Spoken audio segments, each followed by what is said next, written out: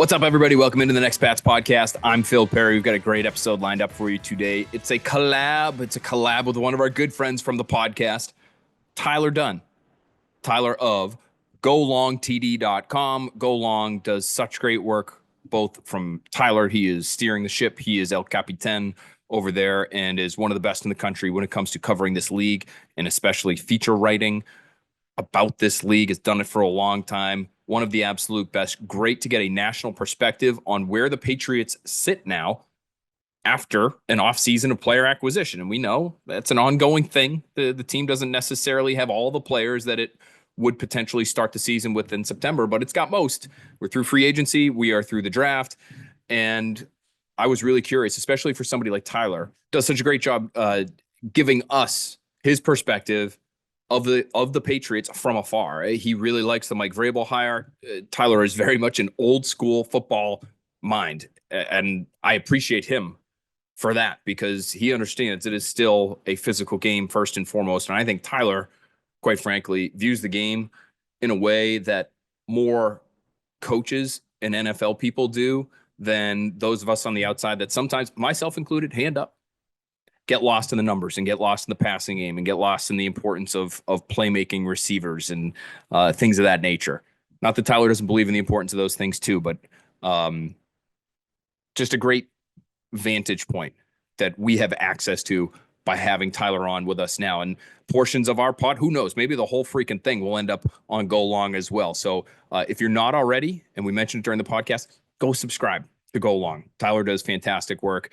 Great podcast, great access to really important people within the NFL. You're going to hear a little bit about an interview that he had right before sitting down with us with an NFL general manager, and it is pertinent, to the New England Patriots. So you're going to want to hear that conversation. We had a great time. We went a long time, but it's always so much fun getting together with Tyler and chatting, talking football that we just kind of let it roll. So hopefully you enjoy that conversation. I did want to very quickly give you some grades. It is draft grade time. So without letting too much time elapse from the end of the draft to now, we want to just hit you with those really quickly. I'll just tell you, first of all, overall, I gave the Patriots an A- for their draft. I thought it was a really, really quality, a really, really good draft haul for the New England Patriots. 11 picks. I think there's a real chance 9 of them make the roster. And I actually have 9 of them making the roster on my most recent 53-man roster projection. Obviously, ridiculously early to go through an exercise like that one. But I had 9 draft picks, including the 2 specialists, which, okay, maybe that inflates the number a little bit. But 9 draft picks making the roster is a really great start. We'll see what these guys turn into. But if you end up getting 4, 5 significant contributors to your team, if not starters, that puts this draft class right up there with some of the best we've seen. Now, I don't think anybody's getting close to 95 where you drafted 2 Hall of Famers. I don't think anybody's getting close to 01 where you drafted Richard Seymour, Hall of Famer. And in the second round, you got a left tackle for 10 years, Matt Light. 2000, obviously, you got the best quarterback of all time in round 6. So, there are some drafts that stand alone. But this one could be in the conversation to sort of be in that next tier, in my opinion. Even if it doesn't have that future Hall of Famer, and who knows, right? But even if it doesn't have that future Hall of Famer as part of the class. So I gave it an A- because of the number of contributors that I think they're going to get, which, again, it speaks to the number of open jobs that are on this roster, but also the job that I think Mike Vrabel and his staff were able to do here. So let's just run through them really quickly. Will Campbell, I gave the grade an A-. I think maybe it gets an A. You do have to leave some room, right? I think maybe you give it an A if you're able to trade back and still get Will Campbell. I thought that would be the perfect place to get your offensive lineman, is maybe somewhere outside the top 5, pick up a little extra scratch in terms of draft capital. But that was the pick. To me, that was the smart pick. It was the right pick to make A- for Will Campbell. I gave an A- to Travion Henderson as well. Really like that pick too. I think you could have gone receiver here, and maybe the grade would be a little bit higher. But I love Travion Henderson. He was my favorite sub back in this year's draft class. He was right at the top of the list of our best fits when we did our best fit series. Home run hitter, pass protector extraordinaire, A- for that pick. I gave the Kyle Williams pick in the 3rd round a B+. All kinds of explosive speed. I know coordinators, I've spoken to them. They love his ability to get off the line. His release packages are already chef's kiss, really, really good. How is the route running? How does he mesh with this offense? I would have preferred, quite frankly, to go with Jalen Noel. That might have been your third straight A minus or even A grade in this year's draft class. But I really like Kyle Williams. And if you follow the podcast, if you follow the work we did with Brian Hoyer leading up to the draft, you know we thought really highly of Kyle Williams. So he gets a B plus. The next pick might have been my favorite of the whole draft. Jared Wilson, the center out of Georgia. I think he could be your left guard at 2025. That pick gets an A because I thought he was going much earlier than late in the third round, then into the fourth round. We're into day 3 now. Craig Woodson, I gave that one a C. It doesn't mean he can't be a good player. He looks like a versatile guy, a captain. Sounds like he's really smart. We heard Ryan Cowden talk about his communication ability and his football IQ. I just thought you could have gone other places. Maybe you go with another tackle here. Maybe you even end up going with another interior offensive lineman. There were a couple of really interesting players on the board in the fourth round there, but this is the guy clearly they wanted. This was right at the beginning of day 3. So you assume they were talking about this player, through the night following day 2 of the draft. And so they were pretty excited to get this guy. I just wasn't as excited as maybe Mike Vrabel was. With Josh Farmer, maybe some injury concerns, according to Daniel Jeremiah, but I gave that pick a B+, the D tackle out of Florida State. Violent player, good quickness at the line. Stick with another defensive lineman, trenches type on the defensive side, at least, and Braden Swinson. I'm going to say he's an outside linebacker for the Patriots. He's going to be a pass rush specialist, is what coaches have told me, coaches who have spent time with him, scouted him. I had one coach tell me a little bit of a know-it-all player, which I thought was a funny way to describe someone, but reportedly there have been some other sort of disagreements with the coaching staff at LSU. I believe Dane Brugler from The Athletic had a nugget on that. But if he can get after the quarterback, even if that's his very niche role to start, because I don't think he's going to be an early down player early on in his career, I love that pick. That's an A- for me. I gave a B- to the kick, Andres Borregales. Would have been really interesting to see if the Patriots went quarterback here. Will Howard was still on the board when a couple picks later.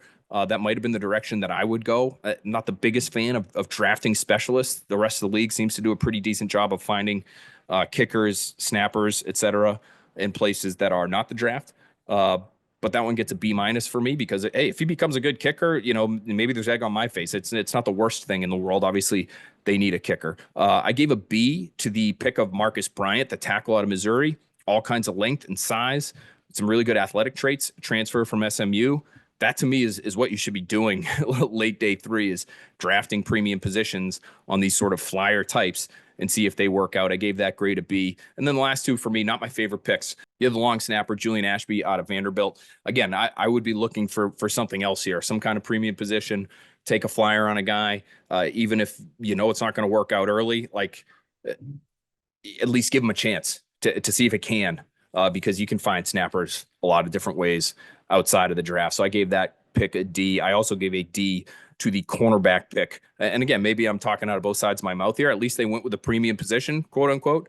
I just would have gone. There were a couple of others still on the board here, and I can try to bring them up. Let's see. Kobe Minor was Mr. Irrelevant, obviously, which brings some interesting opportunities for him moving forward. But they could have essentially had their pick of undrafted rookies. And I like a couple of the ones that the Patriots were able to bring aboard. Whether you're talking about Lan Larison or Efton Chisholm, Thor Griffith, who was at Louisville, and before that was at Harvard. That would have been an interesting one to be Mr. Irrelevant. J.J. Roberts, a defensive back who ended up signing with the Buccaneers, I believe. That would have been an interesting one. I look at somebody like the interior offensive lineman, Willie Lampkin from North Carolina. He went to the Senior Bowl and had a great week. He's super undersized, 5'10", 270-ish.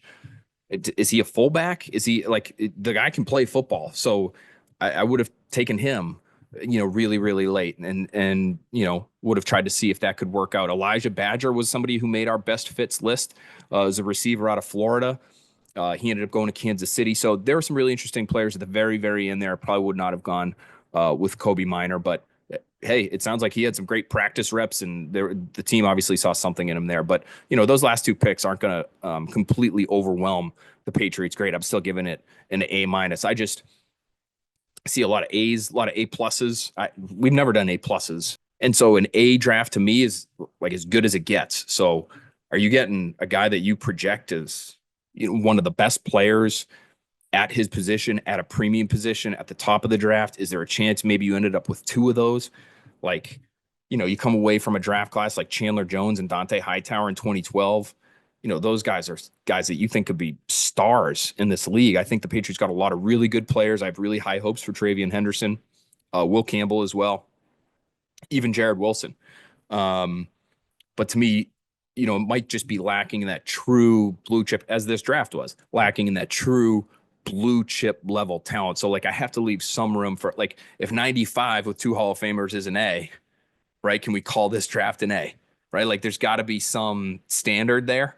So I'm just trying to give you real perspective as to how I see it.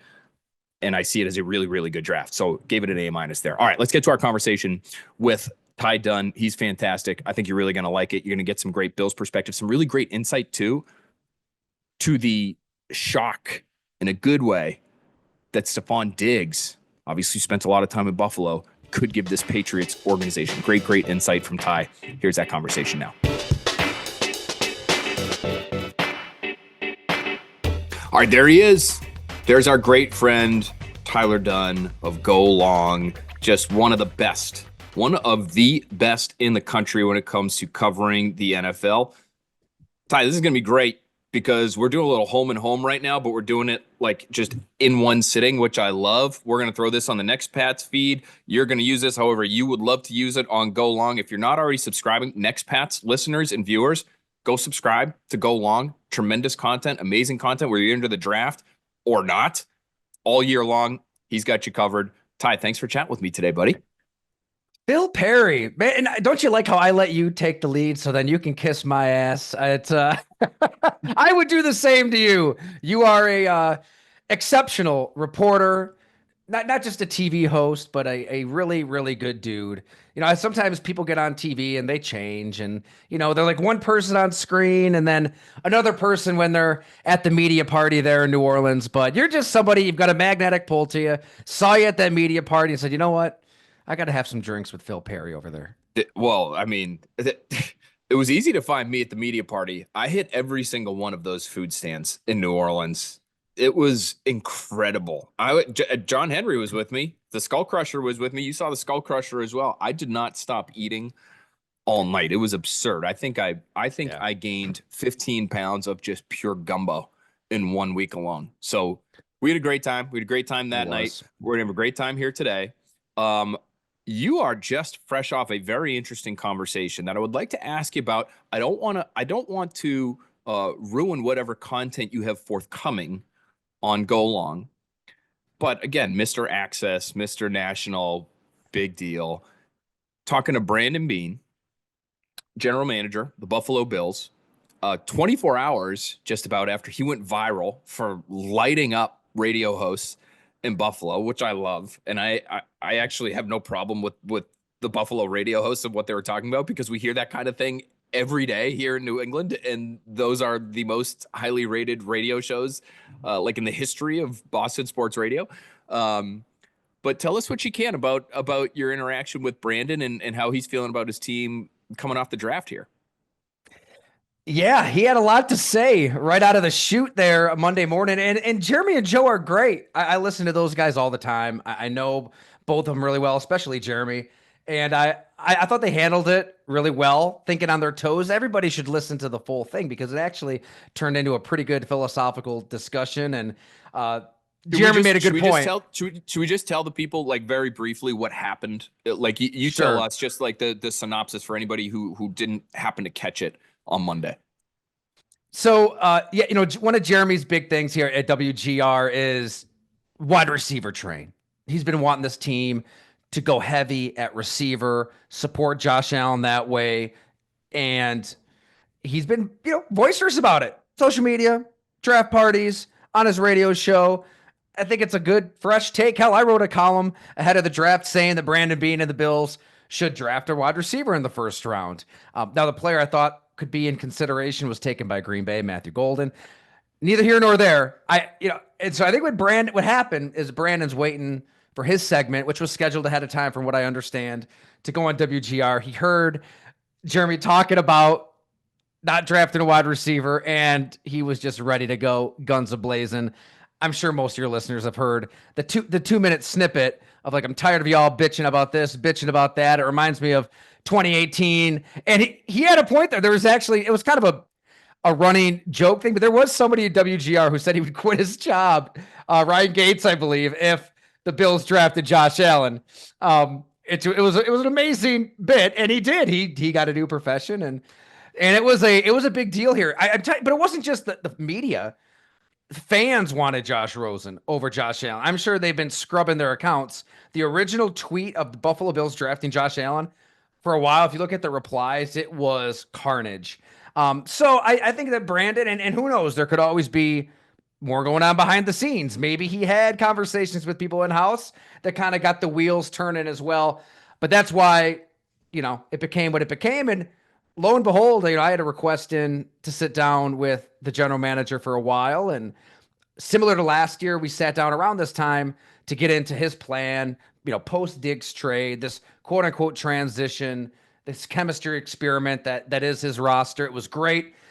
Brandon Beane is as transparent and authentic as you can possibly get. And I bet you Jeremy would say the same exact thing. Anybody that's been around him, after 5 years of Ted Thompson in Green Bay, God rest his soul, Ted didn't say a word. And if you got Elliot Wolf out there with the Patriots, he remembers those days well. But Ted just, he wouldn't say anything. So for Brandon Beane to actually give you substance, give you something to chew on, to be real, it's so appreciated. So yeah, I had it scheduled ahead of time, knew we'd have a chance to sit down, and he wanted to do it. Lo and behold, 24 hours after, he kind of went viral. So we leap right into everything wide receiver, right out of the chute. I don't even know if I even asked him a question about it. We just got rolling on that, into the philosophy on how he's building this team. There's a lot. We talked for an hour, and I tried to get into everything we possibly could, because look, this is a team that's been kicking that Super Bowl door, to use his words after the season, again and again and again, and they can't bust through. He's got a lot of emotions about how people feel about the way he's putting this team together, and he let it be known, and I thought that it was unbelievably insightful. I cannot wait to share this whole conversation with everybody. I want to ask you, Ty, do you feel like they have enough offensively? And clearly it feels like they do, right? The team does. Yeah. I think their first offensive pick was a blocking tight end who I think could actually be pretty good in that role. But Jackson Hawes, I heard, was the best blocking tight end in the draft, which is like, whoop-de-doo. I mean, he may have a 10-year career, but he's probably, in terms of winning and losing, and I know you're as old school as they come in terms of what you like, in terms of how you watch football. And so, he may be the difference in a 3rd and 1 that changes a game. But, they go defense. It was really the inverse of the Patriots draft, which we can get to in a minute. But do you feel like they have enough? I mean, you said they should maybe draft a receiver in the 1st round. They have Keon Coleman, who they took high in the 2nd round last year. They just signed Josh Palmer. They have Khalil Shakir, who I think everybody thinks is a good player, Dawson Knox and Dalton Kincaid. So it's like you look at it on paper, and it does feel like enough. But as somebody who felt like maybe they should go receiver in the 1st round, is it enough? Right, because there's 2 ways to really look at this, I think, Phil, where after that AFC Championship game, where yet again, and I should have all of these statistics at the very tip of my tongue, so I'm going to filibuster as I pull them up. Give me 1 second. This is why he's a pro, ladies and gentlemen. All right.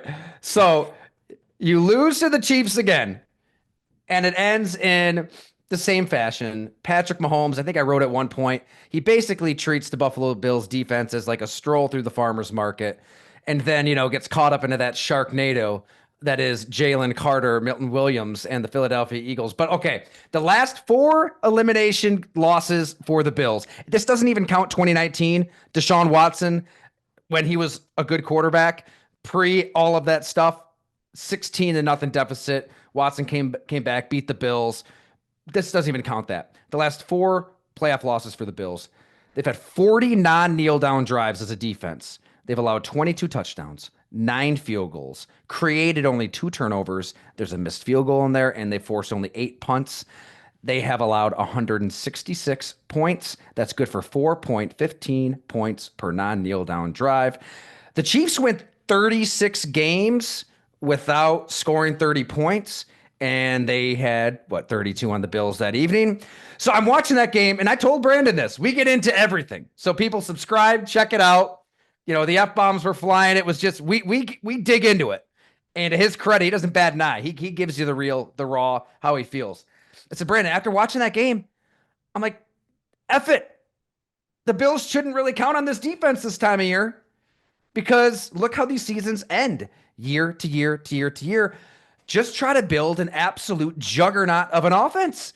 Just go all in on Josh Allen, feed him weapons, all of that. And then 2 weeks later in New Orleans, we're both down there. We see the Philadelphia Eagles actually just take the Kansas City Chiefs and Patrick Mahomes, shove them down the garbage disposal. It was a physical, absolute beatdown. And to me, it's like, I want to keep an open mind. I'm thinking, okay, well, Patrick Mahomes isn't invincible. He can be stopped. And guess what? Tampa Bay did it a few years prior. So that's why I guess personally, yeah, I think drafting wide receiver would have been great if it worked out because these elite quarterbacks, you can't do enough for them. Ron Wolf still looks back and says, oh man, I should have gotten Brett Favre. Some more weapons. Bill Polian did it all the time with Peyton Manning. But the way that Brandon Beane kind of explained his decision-making process and not forcing his hand at receiver, it makes a lot of sense. I mean, he isn't wrong when he says the offense isn't the problem. They scored 30 points in 8 straight games. They are the first team in NFL history to rush for 30 touchdowns, throw for 30 touchdowns. Yeah, they don't have one singular alpha, Jamar Chase, A.J. Brown, and they probably would love to have that kind of player. They're throwing the tight ends and backs, and Khalil Shakir is a great slot. And hell, they do need Keon Coleman to step up in a big way. We could spend an hour talking about that. But it was the defense. It was Sean McDermott, his staff, this defense, not figuring out elite quarterbacks when it matters most. So I think that this offseason is basically Brandon Beane and the Bills saying, here you go. Here you go. Joey Bosa, Larry Kunjobi, Michael Hoyt, TJ Sanders, Landon Jackson. Landon Jackson. Landon right? Jackson. Third rounder. Yeah. Absolutely. I like him. I think I like their draft. I mean, it is defense, and that's certainly not something that the Patriots would have considered doing given the state of their roster.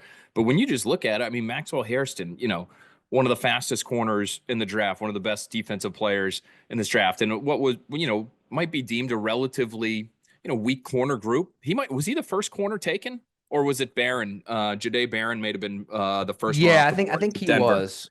TJ Sanders is a violent interior defensive lineman. Landon Jackson, I thought he was going to be a second-round pick, and he ends up going, 72 overall. Yeah. So, Deion Walker is somebody, I think he was dealing with a back fracture last year. So it's like he had a brutal, which is a little scary. Year. I mean, a little scary. You know what?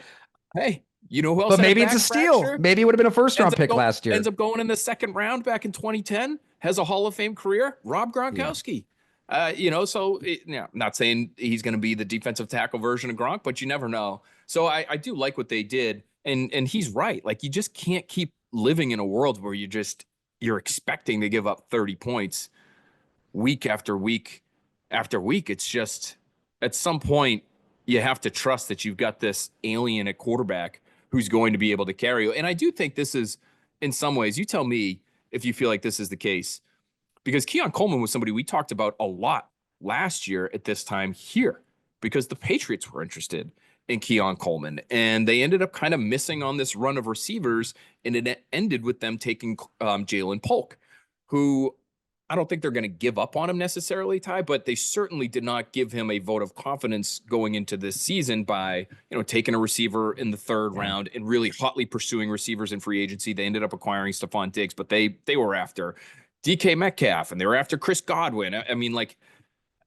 I think it's fair to say they are not banking on Jalen Polk being a big-time contributor for them, whereas it feels like the Bills are looking at Keon Coleman and saying, okay, you're our guy, because he's still there, and they had an opportunity, like you said, they missed on Golden. I think the next receiver wasn't taken until top of the second round. It was Jaden Higgins out of Iowa State, and maybe they see him as kind of too similar to Keon Coleman. He's a little bit faster, but he's not like lightning fast. He's a big-bodied, like really good hands type of player. So does it seem to you like that, like this season kind of maybe in some ways, at least offensively for them, hinges on that guy Coleman, like really stepping up and giving him something?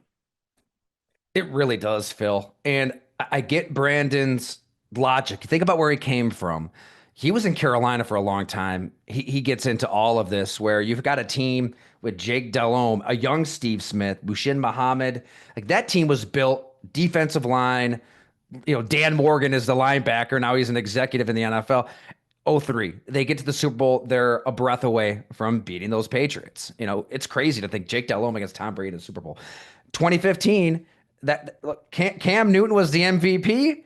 Unbelievable. They scored at will up until that Super Bowl. But what'd you have on that? Jericho Cotchery, Philly Brown, a rookie Devin Funchess, Greg Olson's the tight end. And I said, you know what? To play devil's advocate, Brandon, like those receivers didn't necessarily step up in that Super Bowl, and he had a great rebuttal on that. He explained what that Super Bowl really came down to. So at the end of the day, I don't think that they necessarily think they need Keon Coleman to be 1,300 yards, 10 touchdowns, taking over the league, but they got to get more out of him. And he was trending the right way. Go back and watch that Seattle game. The way he was blocking Reek Woolen and kind of little brothering him in the end zone for a touchdown. He's got those moments to him, and that's who he has to be. He's not going to get a lot of separation. I think he was tied for last per next gen stats on 2.0 yards of separation. But they knew that going in. So you need him to be a tough MFer out there who's going to take names, kick ass as a blocker, as a physical receiver, high point in a football, all of that. And then he suffered the wrist injury. And it was really the first time he kind of dealt with something like that in the middle of a season. Didn't really come back from it that well. And he's got to learn how to be a pro. Brandon Beane, this is, again, where he's transparent. 48 hours after their loss to the Chiefs, he's there at a mic saying that Keon has got to learn how to bounce back from an injury and play with physicality. So 3 months later, he thinks he's really been training and handling that kind of public criticism the right way. They're going to need him. They're going to need Dalton Kincaid to get a little stronger. He got into that as well, and he played with a bad knee injury last season. Khalil Shakir's a good slot. Josh Palmer, they did sign him for $11 million. That's not nothing. Curtis Samuel, they signed him a year ago. He was hurt a lot of the season, so they're really confident in those four guys. Now, if you have an injury, then it starts getting a little dicey. But I think that they feel they've got enough, right? Especially that since that allowed them to pour all of these resources into the defense, which is completely reconstructed for 2025. It's really interesting to track how these young receivers deal with adversity, whether it's injury in Coleman's case or, Jalen Polk, to bring that name up again, just struggling football wise and not picking things up the way he needs to pick them up and not being in the right spot. And I just wonder if there's something there. There's so much 7-on-7 now, and there's so much easy access in the passing game in college where, how many of these guys by the time they get to the league have really struggled. They're just used to getting theirs and used to producing and used to throwing it all over the lot. And you get to the NFL, and I know everybody still looks at it as a passing game, and in a lot of ways it is. You're talking about, the Bills not being able to keep the Chiefs off the scoreboard, and that, keeps them from getting to where they want to go. And so it really is. It's still the best quarterbacks that drive the thing. But there are going to be a lot of weeks when you're a young receiver where it doesn't go your way. And how do you deal with that? And because you probably haven't dealt with it prior to becoming a pro in some ways. And so it'll be really interesting to see how, not only Jalen Polk here in New England, but Javon Baker, I think, fits the same category. And I'm not sure, quite frankly, Ty, he's going to even be around when the season starts in 2025. As a fourth round pick last year. It was a brutal year last year for him. And they didn't like what he was doing on the field or off, and he could barely get on the field because of what was happening off the field. And so, you invest in receiver. They signed Mack Hollins, who you've spent some time around, and you could led the Bills receivers and snaps last year. Share some good stories on Mack Hollins with us. I mean, Stefon Diggs, if he's healthy, he's going to obviously be around. Kendrick Bourne's got experience with Josh McDaniels. He should be around. They just drafted Kyle Williams in the 3rd round. So there's not a lot of room for these guys.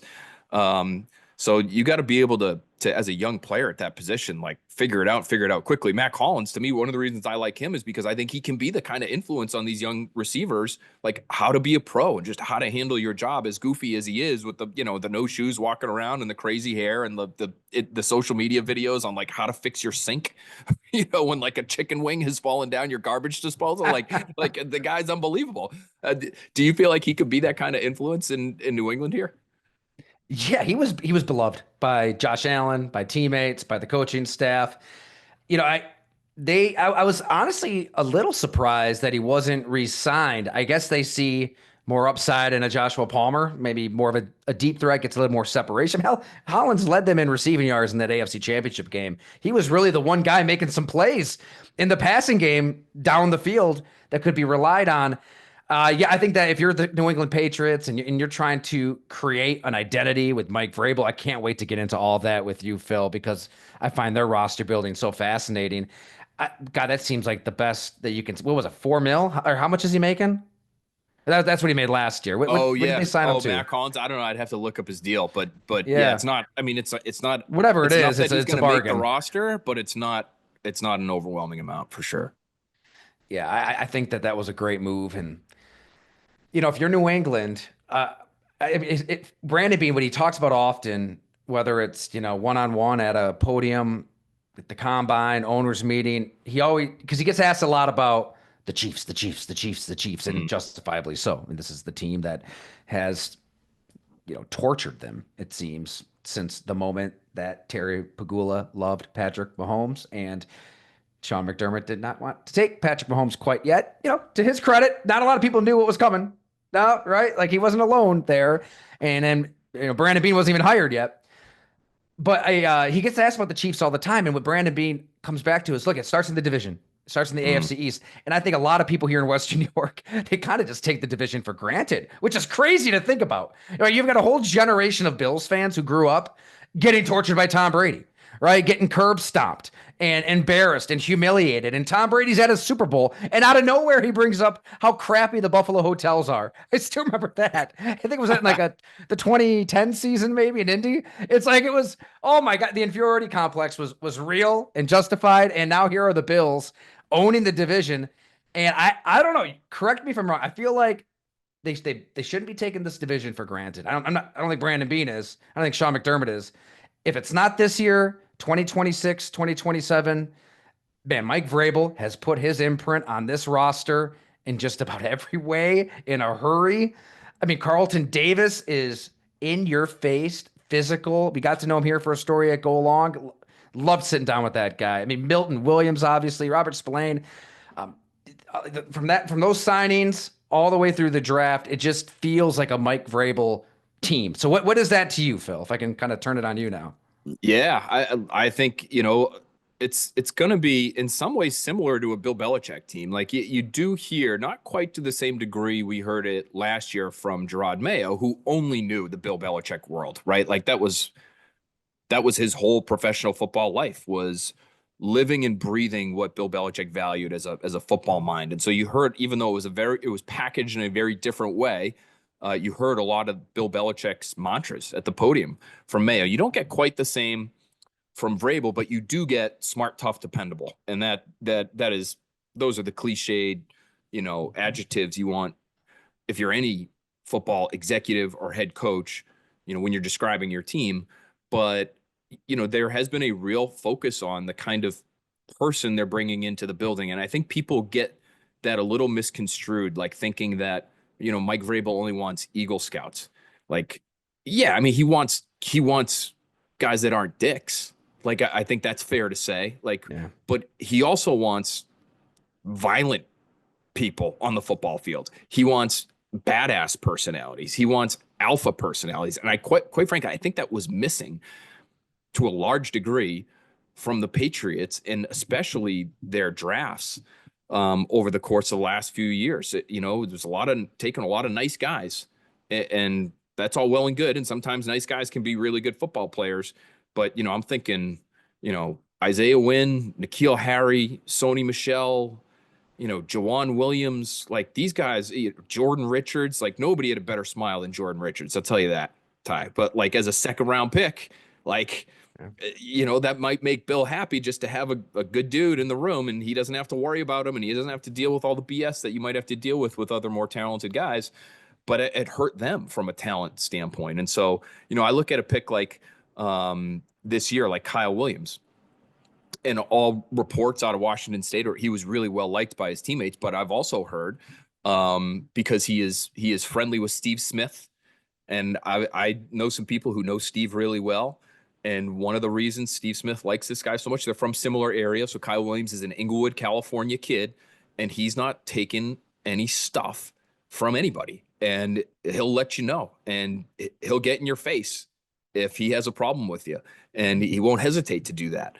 And like, so I think that that pushes back on the narrative of like, which has been floating around even here locally. And so we've had to kind of remind people, well, no, it's not, you just got to be like a captain, and you've got to, do all the community service work in the world. Like, that stuff's great, but he wants talented guys and he wants competitive people. And so he's willing to bring somebody like that in Kyle Williams, who's not a bad guy, but he might have a little Steve Smith to him. And we all know Steve Smith was a lunatic, like in a great way, but Still is. Still is. And so like, that to me is sort of what he's looking for. And I think in free agency, I think the one thing they found, Ty, that was hard for not only Vrabel, but also guys like, Ryan Cowden and John Stryker stretch that, he's brought aboard here is, they looked at the situation. They had all the money in the world and they still couldn't convince people to come to play in New England. That's the one big difference right now, I think, between a place like Buffalo and New England. Like, you look at the climate and you look at the taxes and everything, it's probably pretty similar. But Buffalo's got a legit superstar at quarterback, and people want to go play with that guy. And Drake May's not there. And who knows? Maybe someday he'll get somewhere close to that, but he's not there right now. And so they put all the money in the world in front of Chris Godwin. Couldn't get him out of Tampa Bay. They put all the money in the world in their own way, because he never technically hit free agency, but you know how this works, Ty, in front of Ronnie Stanley, and they couldn't get him out of Baltimore. And so it had to be defense, defense, defense all day long in free agency. And that forced them to go offense, offense, offense, offense the way they did in the draft. So it'll be really interesting to see, if in this first off season, with things not going exactly to plan, especially in free agency, if Vrabel is going to be able to get this team to really kind of take shape the way he wanted it to, when he first took the job. That's a hell of a breakdown. And there are so many parallels, Phil, I feel like, to Josh Allen, 2018, 2019, and then 2020 COVID year, busts onto the scene, to Drake Maye and the Patriots. I mean, that first year when Brandon Beane drafts Josh Allen, much to the dismay of many, many people, the team around him was brutal. I mean, brutal. They were really cleansing the roster. They couldn't really make their move. And I think probably some of the stuff that you're getting into was true then too. I mean, nobody around the NFL knows what to make of Josh Allen. They're signing, I think, Isaiah McKenzie, who I did a show with here during some of his Bills years. They're signing him off the street. Robert Foster was kicking around. I'm trying to think back, like Deontay Thompson. Was Charles Clay still on the team? I mean, go back and look at those 2018 6-10 Bills. It was rough, but you at least saw enough in Josh Allen and some of these losses where he's just leaping over Anthony Barr. He's making plays. I guess it was enough for Cole Beasley to sign the next offseason, John Brown, and then you get into the playoffs. You almost beat Houston on the road. And then that following offseason, they thought they were going to get Antonio Brown. That fell through, bullet dodged. And you make the trade for Stefon Diggs, and then everything kind of takes off from there. And now, everybody wants to play for Josh Allen. They don't care about the taxes. The weather was brutal here, Phil. I live right in the snow belt, like Boston, Colden. 3 different occasions we had 3 feet of snow. It was bad.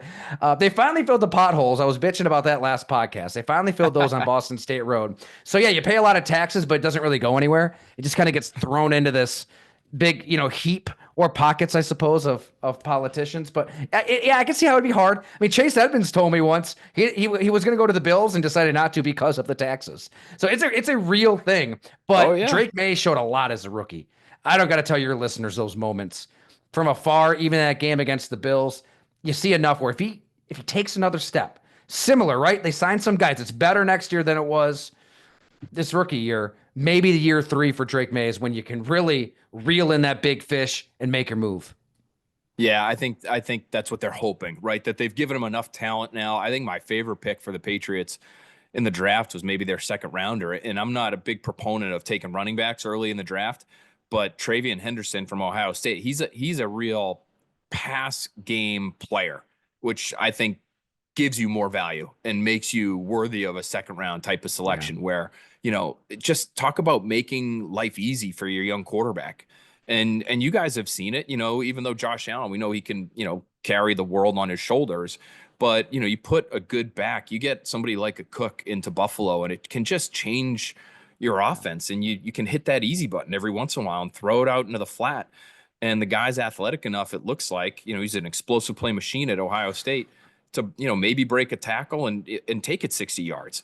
In pass protection, he's a beast. I know that was one of the reasons why they felt as comfortable as they did taking him early, because this dude is punishing people on film, not just even linebackers or blitzing safeties. Like, he's scanning and finding defensive tackles that are winning off the snap, and he's stepping up to take those guys on and stick his face mask in the middle of, Derek Harmon. He's got one great rep before Derek Harmon transferred to Oregon. He was at Michigan State. So a couple of years ago, there's a rep of Travian Henderson stepping up and blocking Derek Harmon. He's a first-round defensive tackle in pass protection. Like, that kind of thing, is going to get somebody like Mike Vrabel fired up, so even if it's a running back, and even if he's a quote unquote weapon and he runs a 4-4, and no, he's going to bring that violence to the table that Mike Vrabel's looking for too. So I did want to ask you, Ty, because again, I know what you value as a football writer and a football follower, and I know where your heart is.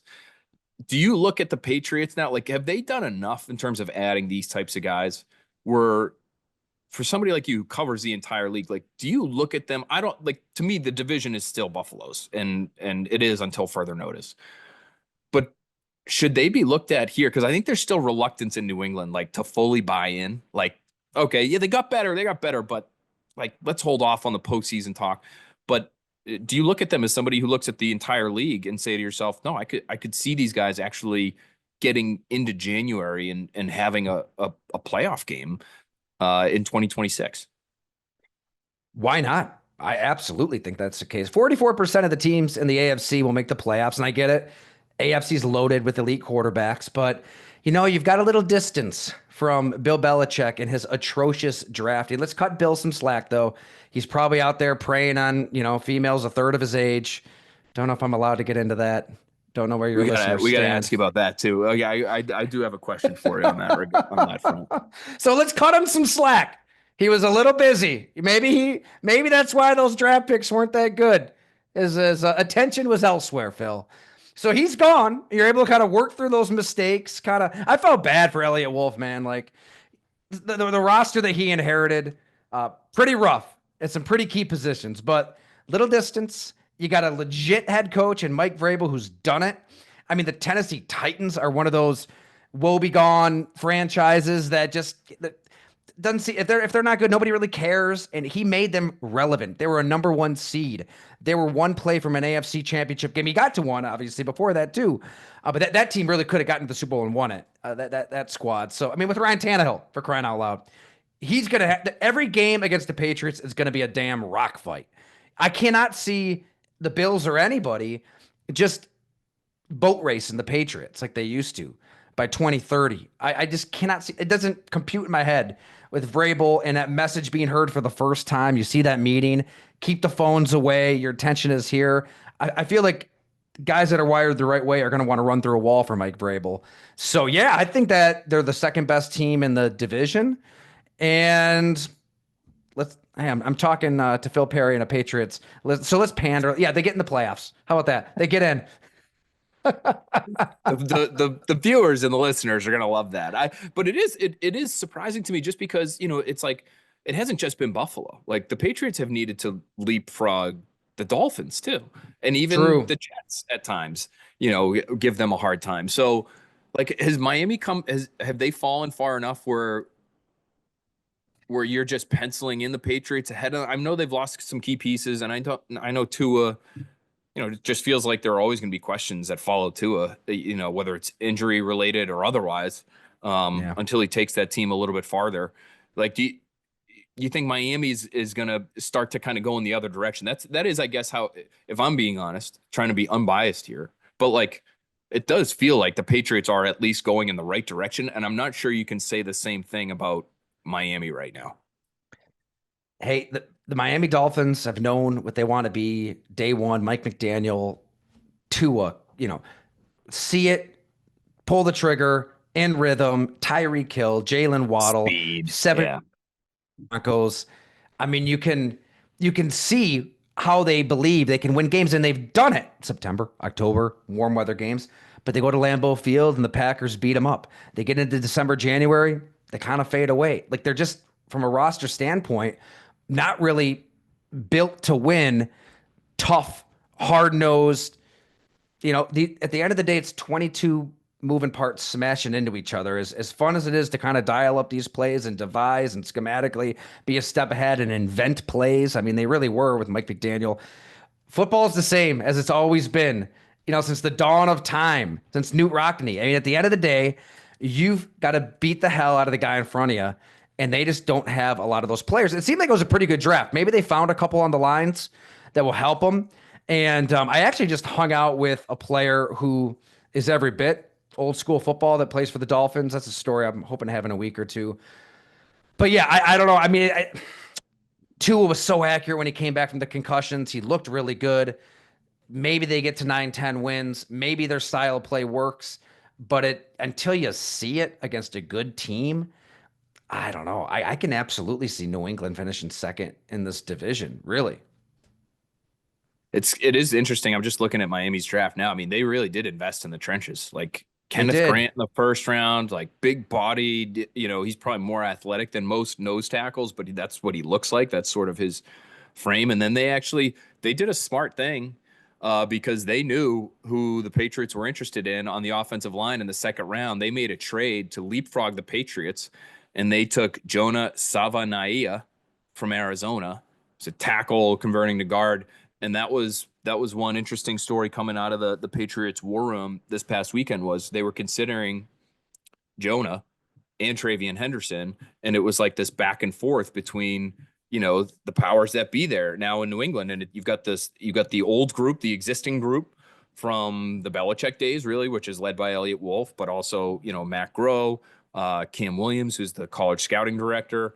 And now you've got, Vrabel's group and Vrabel and Ryan Cowden and John Stryker. And I don't know how those lines were divided in terms of who was favoring, which player, or if there was some, mixing and matching. I mean, maybe it was Elliott and Ryan Cowden who were big fans of Travion Henderson, and it was Vrabel who wanted the lineman. Like I don't know exactly how that broke down. And ultimately, the decision was made for them because the guy went one pick ahead of them. Hmm. But it was an interesting. I think it was the first kind of, flashpoint kind of moment for this new group where you haven't played a game yet. Everybody's 0-0. Everybody's feeling good about themselves. They're feeling good. They did what they could in free agency. They make the easy pick in the first round in the draft, and they get Drake Maye left tackle. And then, you start to get some disagreement, and that's good and that's healthy. And Hmm. I just wonder, how much more frequently that will pop up and who wins out. My guess is Vrabel's going to win out, right? Like, if somebody who's covered I him, wanted to like ask you, like somebody's making that final call. Who's making that final call? Do they say?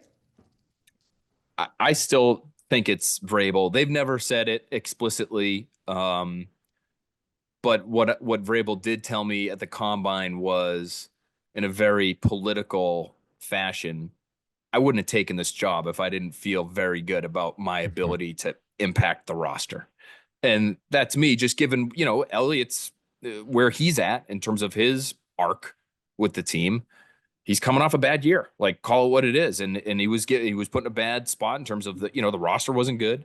Inexperienced coaching staff. And my understanding was, there was some communication that was kind of muddled just between the coaching staff and the front office last year, where every front office, you're trying to serve your staff, right, in terms of what they're looking for in players. And hey, we want to run this scheme, and we could really use a guy who does X, Y, and Z.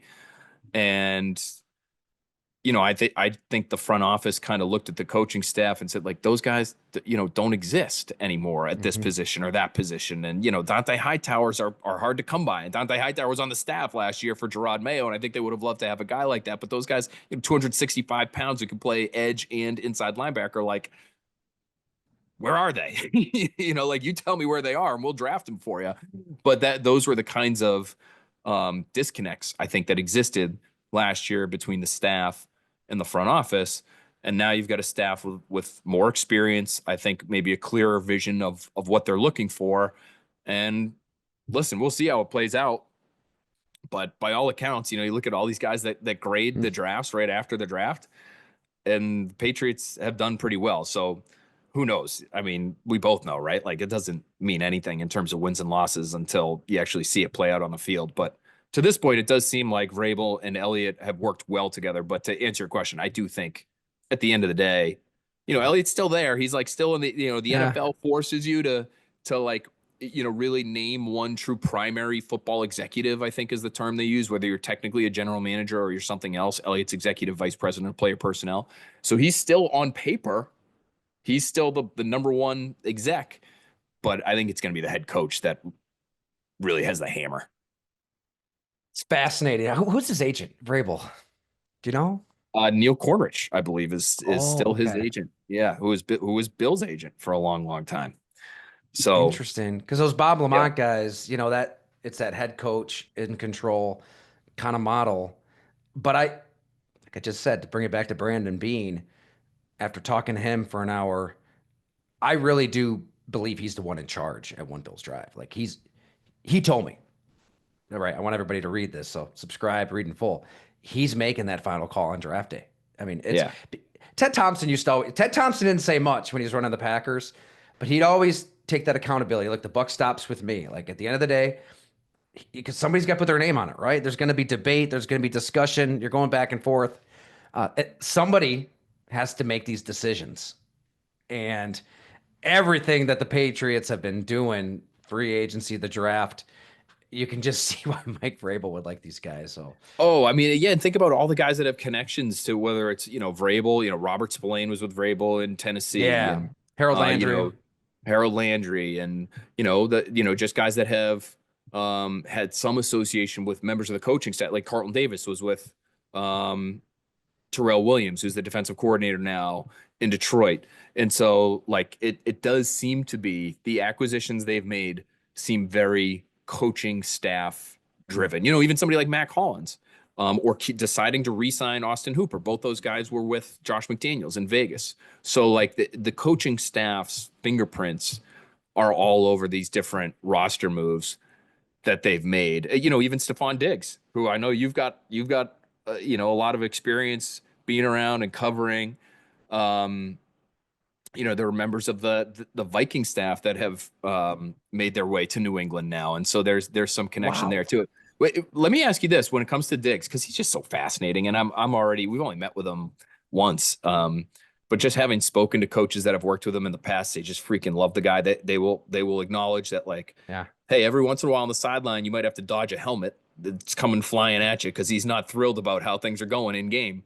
But they love the competitiveness. They love the spirit. If there's one, like, the biggest way he will impact the New England Patriots in 2025 will be what, in your opinion, Ty? Raising the intensity level from whatever it was last year. I don't know. You tell me 1 to 10. What is it, like a 4, a 5? Who knows? It will be an That might be 11. that might be generous. He was the electroshock that the Buffalo Bills needed in 2020. And I get it. It ended not well. And it always kind of surprised me how so many of the locals just wanted to boot his ass out of town, and a lot of nasty. I mean, just anecdotally talking to friends of friends, family members, it's like, oh, they got rid of that diva. They got rid of that son of a gun. Okay, okay. Clearly there was something going on where there's smoke, there's fire. And there were many players throughout the course of last season that hinted at addition by subtraction behind the scenes when it came to Stefon Diggs. In 2020, he was everything that this young Josh Allen led team needed. And I had to pull up the story. I remember I did it. This would have been like December, January of that first season of his in Buffalo. I chatted with Chad Hall, wide receivers coach, who Diggs loved. He loved Diggs. I mean, everybody loved Chad Hall. He's going to do great stuff with the New York Giants as an assistant quarterbacks coach now, too. But here's how he put Diggs's impact. He said, he's a 2008 Air Force grad himself, Chad Hall. Quote, he's like a middle linebacker, man. He's your alpha, but he's your damn dog. He's tough as shit. He's mean as shit. I'm a military guy, and I'd want him in my foxhole. I'd want to be back to back with him. I know he's going to take care of me. I know I'm going to take care of him. That's the kind of guy he is. You want him in your foxhole. And it was like that stuff again and again. The Bills were one of these teams just in purgatory. You're talking 17 years without making the playoffs. They needed a star who wanted to be there in the first place, and they needed that star to just kind of elevate and push players, push teammates, and it's not always going to be pretty. Yeah, he was in Josh Allen's face, and then no, Josh Allen is not the kind of guy that's going to yell back. That's just not who. Look, you'll never see Josh Allen ream out a teammate ever. It's just not what he does. He's not going to ball up the fist in the coach's office and demand something. And maybe he should, but for that team at that time, they needed Diggs. Now he was what, 5 years younger. So I don't know where he's at off of an injury. He's probably going to be more of a slot. He's going to have to get a little craftier. His game has changed so much, but just off the field, I think that it's going to be great. And it's crazy because I think the narrative is, oh, he's going to be awful for a young quarterback. I think he was great for Josh Allen when Josh Allen was young. He was great for C.J. Stroud in year 2. I think he's going to be great for Drake Maye in year 2. Patriots have to hope that he is, and I don't know if he'll even be ready for week 1. It looks like, we're going off of what he's telling us and social media videos, and like he actually looks like he's moving pretty well for a guy's on the wrong side of 30 years old, and coming off a torn ACL. Like it looks pretty impressive, but you never know. Like Kendrick Bourne was coming off a torn ACL, suffered basically a year to the day before Diggs was.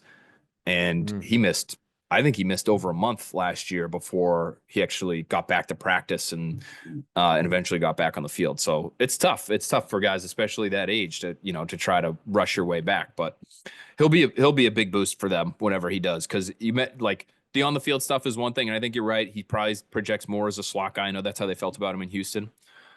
But just intensity wise, like that. That's something they've needed alphas. Like Jabril Peppers was really kind of like the one guy in there who was like really like pissed off after losses. And like, I think, really demanding more of the people around him and himself, and doing so with volume, Yeah. and like you add Diggs to that mix, and who know, maybe Will Campbell is one of those guys. He's, everything you want apparently when it comes to football character and leadership. And so, you start to stockpile some of these guys, and maybe eventually Drake Maye finds his voice and becomes that, that leader type too. And, they're kind of cooking something up here in New England. Who knows? And I'm sure you've gotten to this with your readers, your listeners, but man, Will Campbell, he just sounds like everything you'd want down these lines. This is in Bob's draft series. One of the scouts. Let me see if I can find it here. He's a great kid. Bob McGinn Go ahead. No, go ahead. I want to tell our listeners, and we reference Go Long and Bob McGinn scouting, a fair amount leading up to the draft, because he just does such great work. I mean, and he'll give you, he gives you the real deal. And I try to do the same thing. He's so tapped in, and he knows so many people. He's just a great resource for people that are into the draft like us. But it can't just all be. It can't all be why this guy's going to be a future Hall of Famer, And so like, that's what Bob gives you. And I appreciate that. But yeah, so tell us, what did he have on Will? Well, that's perfectly said, because if the Shador nonsense teaches us everything, it's that, when you flip the clicker on and you're watching these national broadcasts and they're gushing over somebody nonstop, Deion Sanders has a lot of friends at ESPN and NFL Network and Fox and he's been everywhere. That was to the extreme, but yeah, there is a good, a bad, an ugly when it comes to the draft. And coaches and GMs, their jobs are on the line, so they got to ask these hard questions, and that's what these scouts kind of deliver. They deliver the raw assessment, and that's why Will Campbell stuff stood out. I mean, look, there's questions about arm length, obviously, and is he a perennial left tackle, all pro? We'll see. But you're getting a damn good football player. And here's what a scout said. He said he's good. If you want to nitpick, his arms aren't that long. Great kid. His interview, he sounded like a head coach at a Power 4 school. It was incredible. One of the best interviews I've heard in my life. And then you see him after the pick, right, Phil? And you can just see the emotion, the passion. I have a hard time seeing Will Campbell not work out. And it just seems like the safest, most slam dunk pick he's gonna help your football team, for a decade. I'd be shocked if he flamed out. Yeah, I feel the same way. And who knows? Does he ever reach, the kind of status that I think fans hope their players will reach when they're taken in the top five, meaning is he a perennial Pro Bowler and is he a many times over All Pro? And like I don't know. I don't know if that's what he's going to be as a left tackle, but I feel pretty good about the fact, talking to Dante Scarnecchia and others who look at things like arm length and say, no, it's not a non-factor. It's not a non-factor, but it shouldn't be the deciding factor. Like that's what was wild to me. And that's what I tried to push back on, especially after talking to Scar. Scar was great. I call him up right after the combine and Campbell's arms measured 32 and 5/8. And I said, Scar, what's the deal with this? Because everybody thought this kid was going to be the pick and now his arms are short and like, does it matter? Does it not? And he starts explaining it to me over the phone. He's like, you know what? Just come over. Just come over. I'll show you some films. And and we'll talk about it. And it was great. And I got to, brought donuts over to his house and we watched some old Patriots practice tape. And he showed me, Isaiah Wynn, who's not the longest guy in the world, versus, Nate Solder versus Matt Light, who was not the longest guy in the world, and Logan Mankins. And so, and teaching me, I know nothing about, the mechanics of pass protection and offensive line play. But, when you're striking a guy, you're striking him with a bent elbow. I heard a great breakdown from Joe Thomas recently that was sort of going viral on Twitter, at least locally here, because it was about arm length, and he wasn't the longest guy in the world either, but had a Hall of Fame career. It's like, arm length. You're when you're hitting a guy, you're not hitting him fully extended with the tips of your fingers, coming at the camera here, the tips of your fingers, like, shocking the guy in the chest. Like that's making the most of every inch of your arm. You're hitting him with a bent arm and an open palm, and like. So your hands are like 15 inches away from your chest, not 35. So I think it can help, and especially if your technique, fails you or you lose in terms of a guy getting into your chest first. Length can be like a saving grace of sorts. It can be kind of like pull ripcord in case of emergency and really benefit you there. But if your technique is sound and you're a good athlete and you're a strong guy, and Will Campbell seems to check all those boxes, and you're smart, I think you can make up for that lack of length. So again, like I think if he ends up having a Matt Light kind of career where he's your tackle for 10 years and he makes a couple Pro Bowls, like, and you win, like the pick's a home run. So I think that kind of might end up being what happens with Will Campbell. And I know you, Ty, I know you had to want to run through a wall after you heard him right after he got drafted, talking about how he was going to fight and die to protect his teammates. With a single tear like rolling down his face. Like I heard that I wanted to put a helmet on. I'm gonna be honest with you. And look, it's not just corny and clean. Like it matters. It means something, especially in today's football with NIL and the portal. And I know I've kind of gotten on the soapbox before, but it's real. Like not everybody just loves football, and there is an upside. Like these guys should get paid. Like the service that they give to schools, it's long overdue. But it's become such a wild west. There's so much entitlement. So many guys just hopping in the portal the second something goes wrong. These GMs, I got into this with Brandon Beane a little bit too. They got to figure out who really genuinely loves the sport. And when Will Campbell said that, my mind went to Penei Sewell. We sat down at one point in Detroit, and he told me I would literally die on a field for these teammates. And I pushed back and was like, that's insane. Like, what? Die? And he said, no, I mean it. I would die on a field. Like, you find somebody that loves it that much and they're talented. I mean, I can into this draft. I'm like, if anybody else takes Will Campbell, I can just see Mike Vrabel like killing that GM with his bare hands, or that coach, like physically mauling that person, going to their headquarters and killing it, because he just was born to play for this coach, this team at this time with this quarterback. It made too much sense. And that's so cool on Scarnecchia. I talked to him for Blood and Guts, actually, about Ben Coates. And my God, we got to talk for hours. He is awesome. And he's an open book. And he can make really complicated things digestible. I got to check that out. We got a link to it at Go Along. Oh, yeah, totally. Yeah.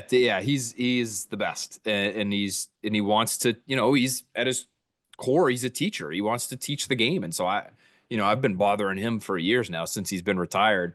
I'm texting him during the draft. He's like, he's in Belize with his family. It's April break up here for school. So he's with his grandkids. He's in Belize, and he's he was working out. Ozzie Trapillo and Drew Kendall, a couple of local guys, BC guys here before the draft, both got drafted. Ozzie went in the second round, which was great for him. So anyway, he still loves it, and he's still in the Yeah. mix. And there were some rumors that he might be like, consulting for the Patriots, and he said that's not the case. But he knows Doug Marrone, and he obviously knows Vrabel. They're in New England together for a long time, and so Doug he is Marrone, like, I keep forgetting he's up there now.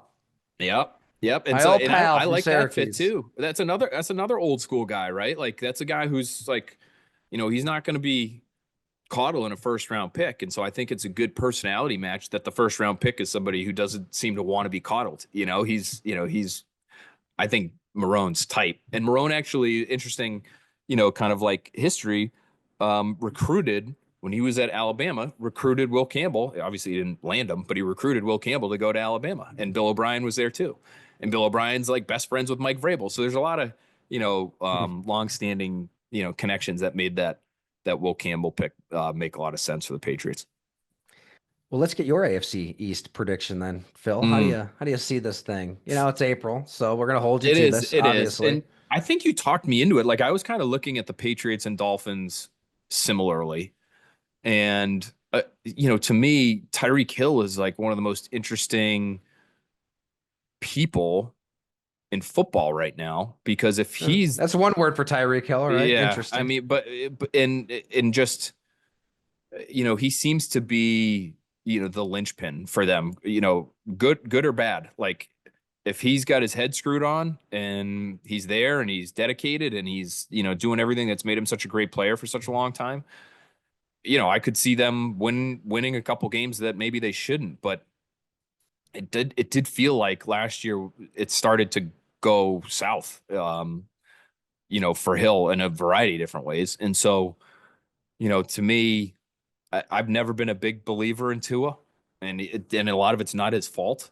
The head injury thing to me is scary, and I just think, physically he's limited in ways that are designed to avail themselves the later in the season you get and the more important the games get.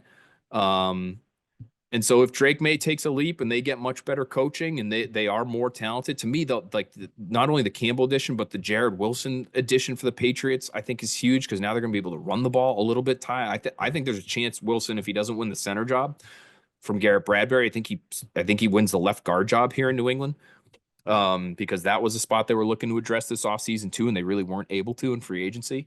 So I think they have gotten a lot better. Does it mean like 10 wins in playoffs for sure? I'm not there yet, but I could see 9. I think that's realistic. I think it's in play. Um, so yeah, so I'll go Bills for sure. Like they're winning the division, and I'll always love their chances to win a Super Bowl, even with Josh Allen. I just think that highly of the guy. And then I'll go Patriots next. I'll go Patriots next. It's very tight between Patriots and Dolphins, and then Jets after that. Are we disrespecting the Jets? I don't think we've talked about the Jets at all here, Ty. Are we disrespecting Justin Fields? Is this a Fields? I mean, they made a good pick, I thought, in the first round too. They get bookend tackles for between Olu Fashanu and Armand Membu. Like that's not a bad place to start.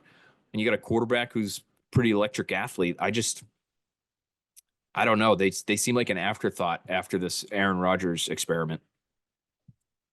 Yeah, I like Aaron Glenn a lot too. And I, Yeah. I love the fact that Aaron Rodgers flies in, they sit down, and he basically says, "We're moving on." You just know too that if he would have called Aaron Rodgers and told him they were moving on, that Aaron is still going to go on McAfee and complain about how it went down. I don't know the right way to do it. Like, are they supposed to literally roll out a red carpet, have some ayahuasca waiting for you at the facility? I don't know how you're supposed to massage and finagle and manipulate and make it perfect for Aaron to let him know, okay, we're moving. If it had been a text message, that would have been a problem too, right? You know what I mean? Or if it had been a Right. phone call, oh, I thought I didn't, I really, last 2 years Right. of He's my got to have the life. Wi-Fi to get on the FaceTime, and or Green Bay tried to reach him and they couldn't. And it's just there's going to be an excuse. He's going to make himself out to be the victim. He's going to put it out there publicly. So I just give Aaron Glenn credit to have conviction to move on. I've never really been a big Justin Fields guy. The more you hear about his game and the processing, and he'll probably have a stretch at some point where he's unstoppable, maybe like he was that one year for like 3, 4 games with the Bears. But over the longevity of a season, let alone a career, I don't know. I don't think he's the answer, but I think they're going to be competitive. They're not going to be an easy team that will just like roll over and die for anybody with this coach. But yeah, I'm probably right where you are. I think the Bills win the division. In so many ways, Brandon Beane sold me on how he's been kind of piecing this team together. Like, do I think they should have been drafting more receivers? They've drafted one wide receiver in the top 100 the last 8 years. Yes, I think Wow. there's a value to a young receiver growing with Josh Allen. Time will tell. And they've drafted 8 defensive linemen in the top 100 over the same stretch. But he brings up the Carolina Panthers a lot. He's got a formula. He's sticking to it. They've got an MVP quarterback. I think that right now, gun to the head, they still win 12, 13 games. New England 9-8. Maybe Miami's 8-9 in that mix. It's close. And I think the Jets are probably still that 4-win, 5-win, a promising 4 or 5 win team for the future Yeah, at the bottom. it's interesting. Like I could definitely see I could see the Bills being the only team. I know you've got the multiple wild cards now, but I could see the Bills being the only team that makes the postseason out of the division. Like you look at a division like the AFC West, and it's like you could see 3 teams, maybe making the postseason out of there. Between Denver and LA, and you assume, the Chiefs are going to get in again too. So I don't know if it's the right time for New England. And I don't think it necessarily has to be for this season to be a success. If they're just playing, No. like the bar is so low here, Ty, it was just Yeah. crazy to say after how high it was for so I long. just flipped. It really has. And so like if they're just playing meaningful football in December, if they're what I have long said is if they're on that like Sunday night football graphic, and it's first weekend in December, and we're talking about teams in the hunt, and Kornacki's up there, The dreaded in the hunt graphic. right in the hunt, and then Kornacki's breaking down the percentages, and he's like, "Hey, if the Patriots win next week down in Miami, that's always a tough spot for them, but they are suddenly their chances go up to 65%." Like you want to just be in that conversation, and whether you actually get in or not, that to me is that would be gravy for them. I think in year 1 for Vrabel, you establish who you are, what you want to be, build a culture, and play meaningful football at the end of the year. That to me isn't a bad way to start this new era. And then you go into year 3 with your young quarterback, and he's going to be looking for an extension after that. And like by then next year, like you really got to be showing real promise and showing real results. But this year it might be 1 year early. You get that wild man Stefon Diggs who's kind of planting the seed in everybody's mind in terms of how to compete and how to be, that kind of football player that you need to be to have real success in this league, and you go from there. I'm just like laughing because for 17 years of not making the playoffs, these Bills fans in Western New York, the in the hunt graphic, it became like they just wrapping their warm, loving arms around it. Like to see the Bills in the hunt, Thanksgiving dinner, just hanging on there, hanging around at whatever 6 and 7, talking to yourself. Dick Duran gets the boys. Sniffing 500, just yeah. Oh, hey, Dick Duran and the boys. And I know it's that. like the Bills are where New England was. It's Super Bowl or bust. It really is. Everybody wants to simulate to the AFC divisional playoff round, not even the wild card. Simulate to the divisional round. Hey. They're slamming that button, and they should with Josh Allen. It's just crazy how things have flipped over for these 2 franchises. All right. Hey, Ty, this was awesome. It's always great to talk to you. Let's do it again soon. Thanks for being with us on Expats, and I'm happy to be with you on all things Go Long. You're the best, buddy. Thanks for having me. You're the best, Phil. Thanks so much, man. Let's do it again. No doubt. All right, that'll do it. Thanks for listening all the way through to myself and Ty. Covered a lot of ground there. Had a lot of fun, as we always do. Please, please, please go over to golongtd.com and make sure you subscribe to all Ty's work. Thanks so much for listening, guys. Thanks so much, too, for following all of our draft coverage. So appreciative. Not sure I really had the opportunity to do this because I think I was busy listing off the undrafted rookies that I would have taken at the very end of the draft. And Tom, in a smart podcasting move by him, chose to just let me ramble all the way through the end there. But I did want to say just thank you to everybody who consumed all our stuff, whether it was on TV, on Early Edition, on Boston Sports Tonight, on all of our different on the clock special programming, whether it was the stuff we did with Brian Hoyer breaking down the receivers, Kyle Williams included. Go check that out if you haven't already. Or the draft weekend itself stuff, being live on the air for the first round is always a lot of fun. Myself, Tom Curran, Tom Giles, Albert Breer does a fantastic job. He's breaking the picks for us before the rest of the world knows what those picks are going to be. We had Hoyer himself, Felger and Hawley. Like, it's really a team effort. And so we had a great night that first night. Second night as well, being on live on YouTube Live, myself and Tom Curran. We got some great interaction there. Hopefully we're going to do more YouTube live streams moving forward. So that'll be a lot of fun. And then day 3, being able to recap it all with Tom, of course, is a great time. So just wanted to say thank you to everyone who read, listened, watched. You guys are the ones who are keeping us going when it comes to being able to provide you with as much content as we do. I think we give you more than anybody else. And it's because we love it, but we know you love it too. And if it wasn't getting consumed, we probably wouldn't do it, but it does. So we appreciate you for that. Thank you so much to the entire Next Pats community out there who listen all year long. This is the lifeblood of what we do on this podcast, is all of our draft and our team building stuff. So we appreciate you, and we'll talk to you very, very soon. We're hoping to have a very special guest in the near future.